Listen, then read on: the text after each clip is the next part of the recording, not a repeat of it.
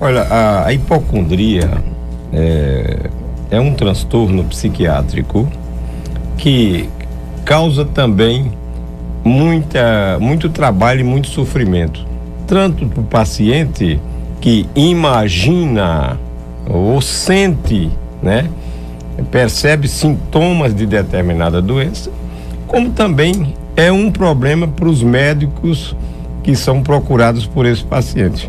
Porque o paciente chega com uma doença, vamos chamar assim, de imaginária, né? E o médico faz todos os exames, né? Faz toda uma investigação e não encontra nenhuma doença física real no paciente, né? Como a maioria dos médicos procurados pelos pacientes são clínicos gerais, né? Ou então especialistas de outras áreas, não são os psiquiatras, geralmente esses médicos dão um diagnóstico fatal para o paciente hipocondríaco, quer dizer a eles que eles não têm nada, né? Aí o paciente ele se revolta com aquilo, né? Você dizer que o paciente, mas doutor, olha, eu tenho uma dor aqui no peito que é constante, né? Eu tenho uma dor no estômago, ou tenho uma dor de cabeça, um mal-estar na cabeça, e o senhor diz que eu não tenho nada. E aí começa geralmente uma discussão do paciente com o médico às vezes fica muito estressado e nervoso e manda o paciente manda embora, em vez de orientar aquele pobre paciente, porque o paciente hipocondríaco, ele tem um sofrimento, né? E ele está procurando ajuda. Só que aquela doença que ele tem, né, é constituída, né, por um quadro, né, de sensações que perturbam o paciente, né? Só que, por exemplo, o paciente imaginar que ele está gravemente doente do coração, né? E não sai aquele pensamento, né, persistente na minha mente de que eu estou doente do coração.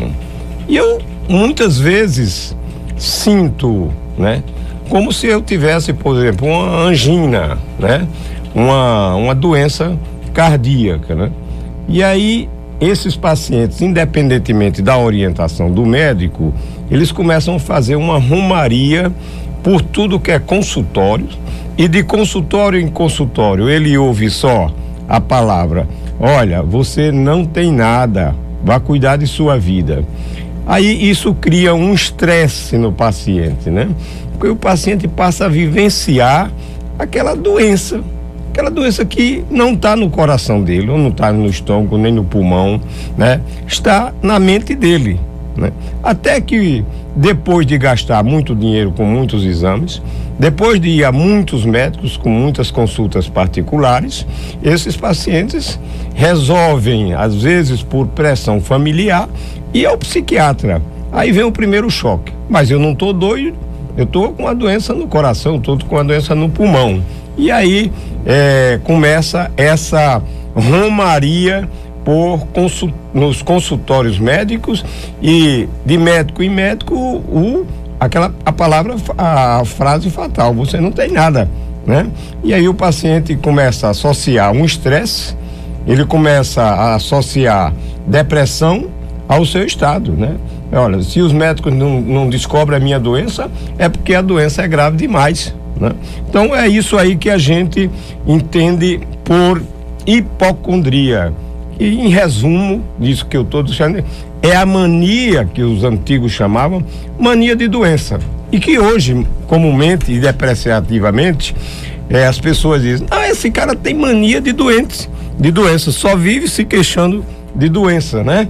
E aí, esse indivíduo, ele passa a ser uma pessoa incômoda, né, para a família, para os amigos, porque onde ele está tentando fixar a atenção dele e dos demais para o seu sofrimento, né? Um sofrimento que na realidade não é o sofrimento físico que ele imagina que tem. Ele tem um problema mental.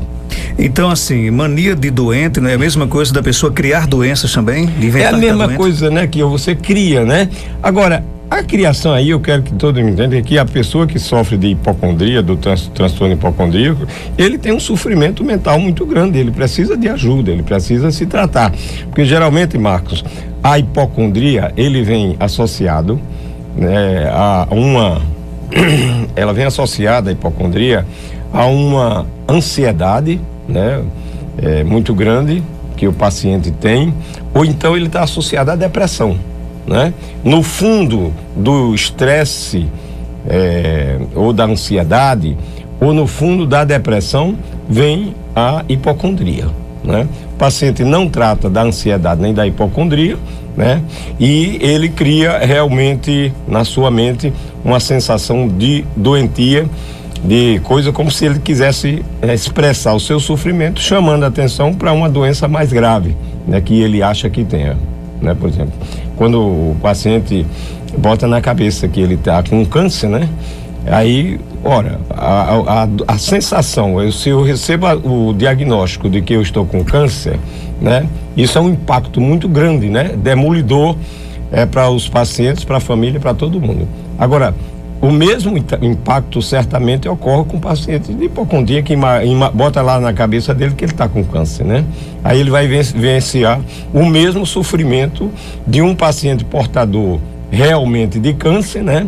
Mas só que ele não tem câncer, mas o sofrimento vai ser equivalente. A hipocondria, ela atinge que tipo de fase na vida, por exemplo?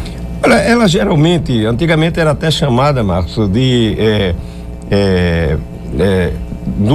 doença dos homens, né? A maioria dos portadores de doença, né?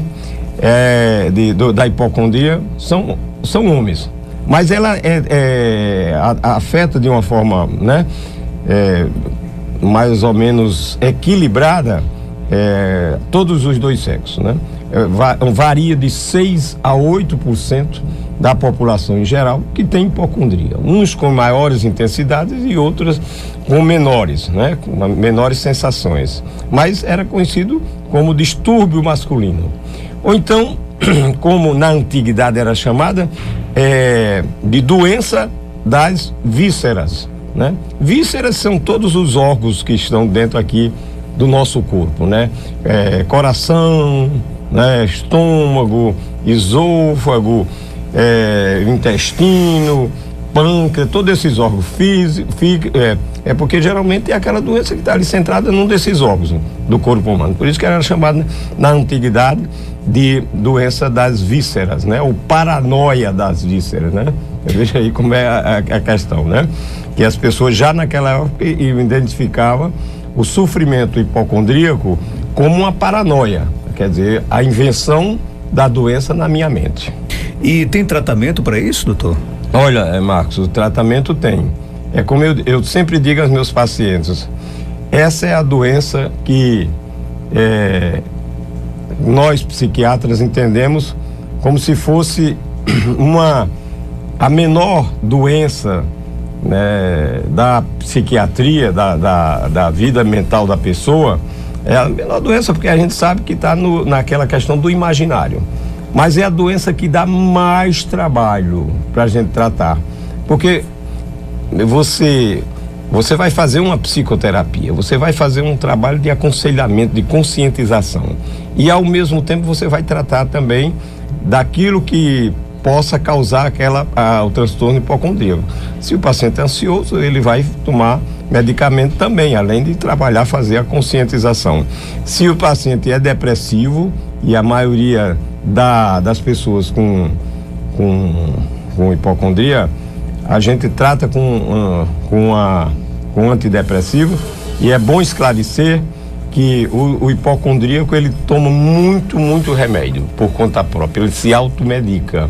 E geralmente, quando ele parte para os tratamentos, os remédios tranquilizantes, né? Ou psiquiátricos, ele recorre mais para os tranquilizantes.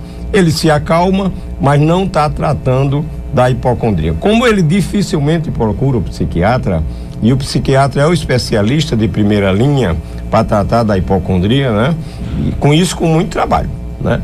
O bom psiquiatra nunca vai dizer ao paciente que o procura dizer que ele não tem doença nenhuma, né?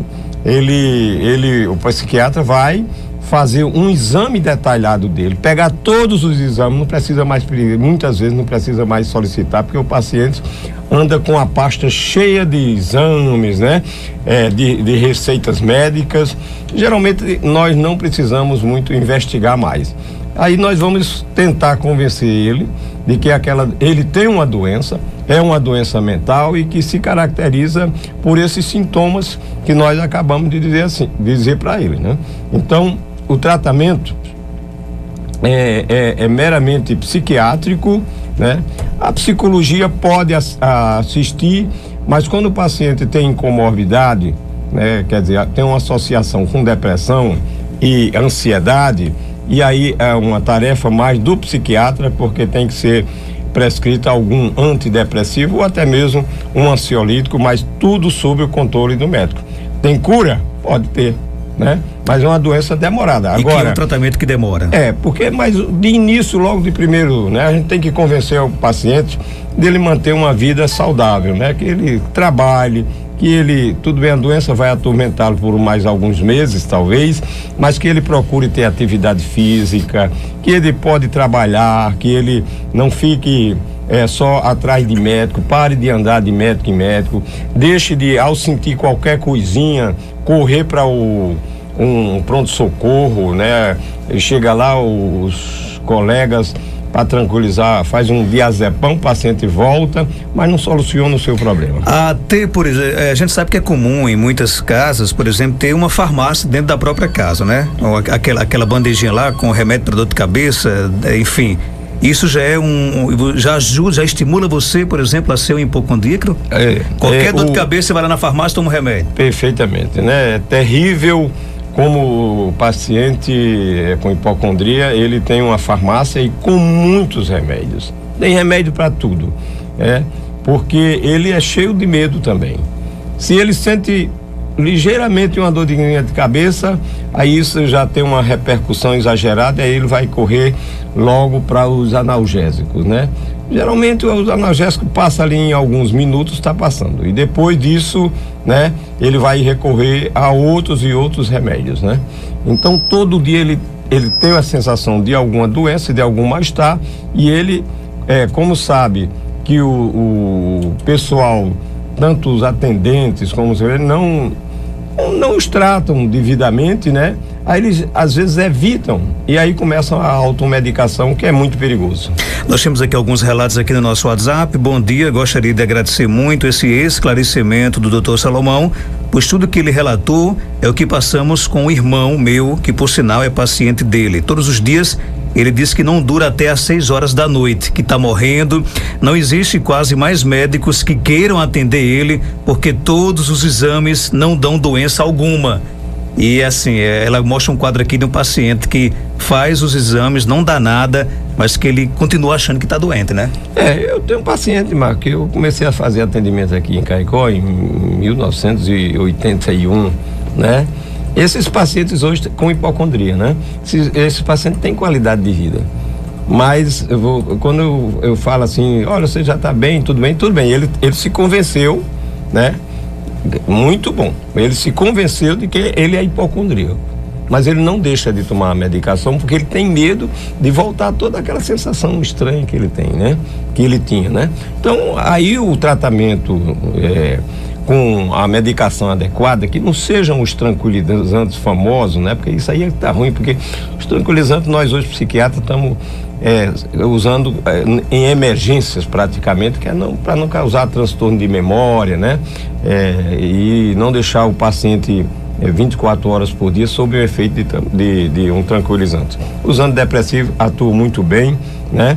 Agora, a gente tem que ver o seguinte, porque quando o paciente ele não tem uma evolução boa, no caso dessas sensações, é porque ele deve ter, né? Além da hipocondria, ele deve ter outros sintomas, né? Porque a hipocondria, os sintomas hipocondríacos, eles também estão em quadros mais graves, né? Como eu disse, da própria depressão bipolar, ou então no caso da esquizofrenia, né? Eu quero chamar a atenção aqui, Marcos, também aproveitando a oportunidade, né? Porque, como eu disse, os episódios hipocondríacos, eles se manifestam muito em situações estressantes. Pessoas que têm uma vida muito estressante, né? Muito agitada, essas pessoas são muito vulneráveis às manifestações hipocondríacas, né? Eu já disse e repito, frequentemente a hipocondria ela está associada à depressão. Aí a gente tem que avaliar o paciente se ele é deprimido ou não. Ou então, quando aqueles sintomas persistem, o paciente faz muitos anos que está lá, a gente tem que procurar. Será que essa hipocondria também não é uma manifestação da esquizofrenia, né? Por aí, a sintomática da pessoa com esquizofrenia, ele pode ter a hipocondria dele, né? Mas os sintomas, eles são mais associados à esquizofrenia. Então a gente não vai tratar um paciente que tem esquizofrenia e tem manifestações hipocondríacas com antidepressivo. A gente vai utilizar os remédios que nós usamos para a esquizofrenia.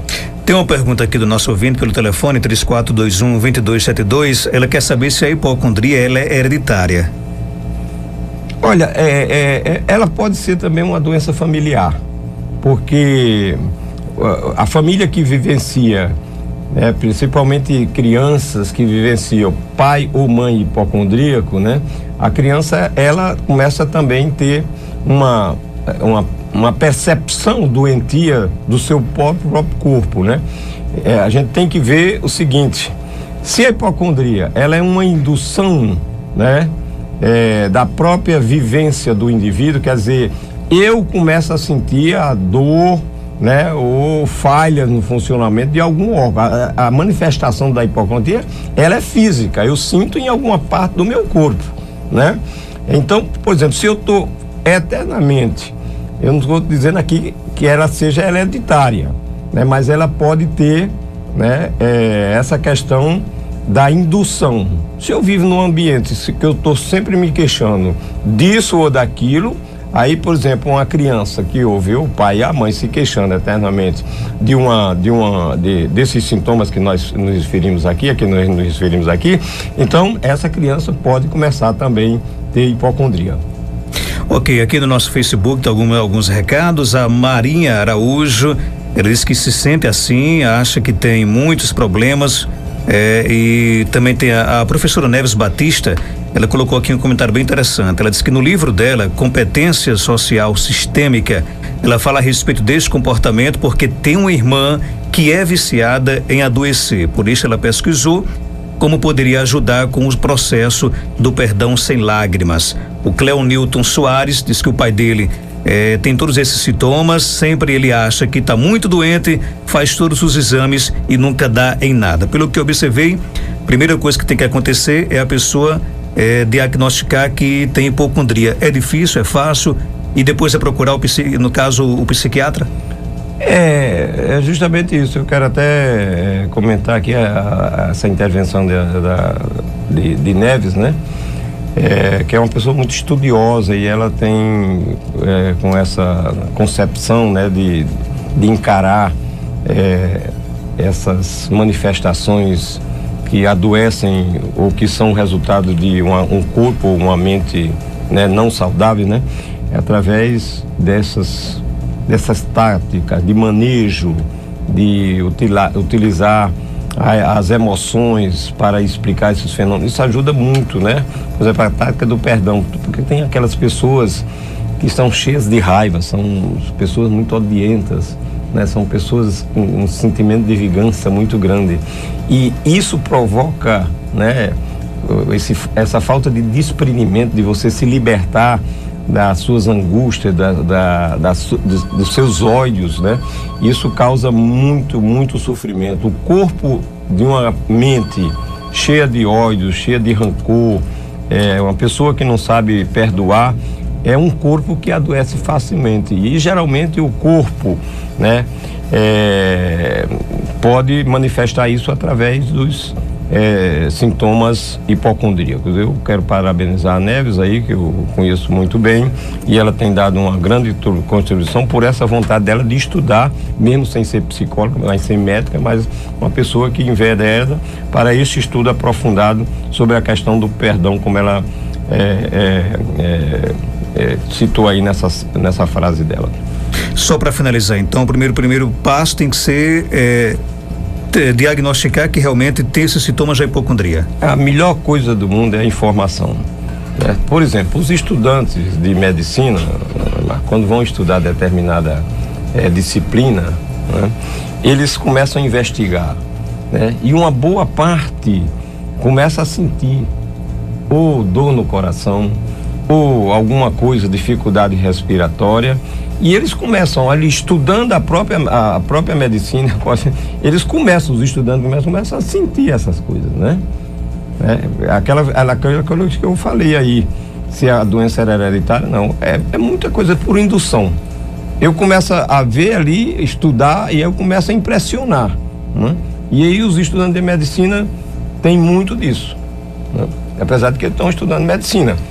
Agora, se você não se conscientizar, você também, como médico, quando você se forma, você vai ter problemas com seu paciente, porque acima de tudo, o primeiro passo é você procurar uma ajuda sobre esses sintomas. É o paciente com hipocondria, que ele vai a vários meses a médicos, e depois de alguns meses nada se encontra de doença física nele, aí você se disponha a ir ao psiquiatra, inicialmente ao psicólogo, como queira, mas geralmente vai cair nas mãos do psiquiatra, porque apesar de nada grave, existe o transtorno, mas esse transtorno inclui coisas como a ansiedade, né, e a depressão, como eu disse, e às vezes até doença mais grave, né?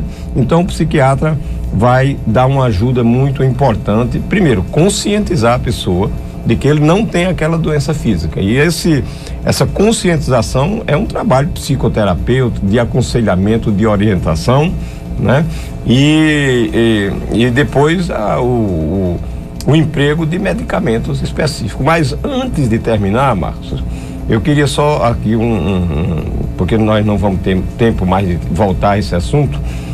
Existe dentro da hipocondria um transtorno chamado dismórfico, que é aquele sujeito que de repente ele cria a concepção que meu nariz não é perfeito, que as minhas orelhas são orelhas muito grandes, né?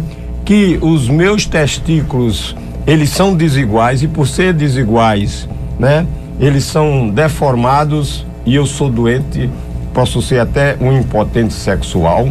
Ou então é aquela coisa de eu me olhar no espelho e achar que o meu rosto é a coisa mais deformada da vida. Isso aí é o chamado transtorno dismórfico, né? Que causa sofrimento muito grande. Muitas vezes, muitas das cirurgias, né, plásticas são feitas para corrigir defeitos que a pessoa não tem, principalmente defeitos no nariz, nos lábios, nas orelhas, nos testículos, né? Com um resultado negativo, porque quando você faz uma cirurgia plástica para corrigir um defeito físico que você não tem, depois que você sai da cirurgia, você sai com a sensação de que você sai mais deformado. Isso aí é o que a gente chama de transtorno dismórfico, e que se incorpora dentro dessa concepção de doença hipocondríaca. Eu quero aqui agradecer a sua participação, doutor Salomão Gugel. Algo mais a acrescentar, pode ficar à vontade até segunda-feira, se Deus quiser. Já adiantando, Marcos, porque parece que a gente não tratou aqui, né? Da questão das novas tecnologias, né? E essa semana nós tivemos na Universidade Federal do Rio Grande do Norte um rapaz que surtou, né? Atrás de Pokémon, né? De Pokémon, porque ele viu dentro do computador, né? Parece que da própria universidade, né? Viu lá o inimigozinho que devia ser destruído, né? E aí ele foi lá e quebrou o computador, porque o Pokémon estava dentro, né? E ele teve um surto, agitou-se, agrediu uma professora, né? E hoje, antes de sair de casa, a gente estava vendo lá uma criança O repórter perguntou a ele: você acha desse Pokémon? Ele disse: é uma beleza, porque eu não tenho nada para fazer em casa, aí não tenho nada para fazer em canto nenhum, aí fico brincando o dia todo Pokémon. É uma epidemia que vai se concretizar, e eu acho que aí alguma coisa tem que ser feita, porque do mesmo jeito que a maconha vicia, né, do jeito que o álcool vicia, as novas técnicas, o Pokémon também aí vem com essa coisa muito agravante, né? Porque a influência dele sobre o cérebro é terrível. E a gente tem que, os pais e a escola tem que tomar medidas preventivas. E aí vamos nos antecipar para na próxima segunda-feira a gente tratar sobre esse tema aqui.